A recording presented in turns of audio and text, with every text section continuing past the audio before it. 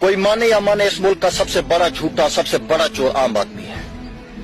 ये जो आम आदमी है, जिसकी जमा अवाम है, ये आम आदमी इंतहाई ढीठ और बददियानत है। ये आम आदमी सियासत में है, न एस्टेब्लिशमेंट में, ये न ब्यूरोक्रेट है, न जर्नैल, मगर ये सबसे बड़ा फिरौन है।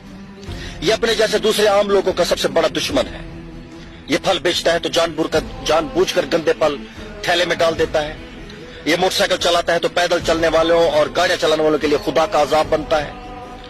वैगन और बस चलाता है तो हलाकत की अलामत बनकर चलाता है और लोग इससे दूर भागते हैं।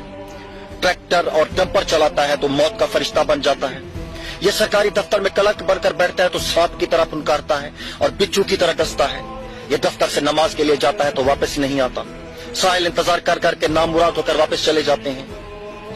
ये आम आदमी दुकानदार है तो ग्राहकों को अपना गुलाम और खुद को हामान समझता है। सुबह जूते खरीद कर शाम को वापस करने चाहे नहीं लेगा। वापस करना तो दूर की बात, तब्दील तक नहीं करेगा। ये आम आदमी घर का कूड़ा गली में फेंकता है।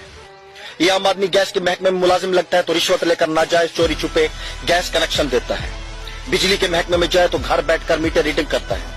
टेलीफोन और पेट्रोल लगे तो फोन ही नहीं उठाता। ये आम आदमी ही है जिसने सियासतदानों की आदतें बिगाड़ी हैं।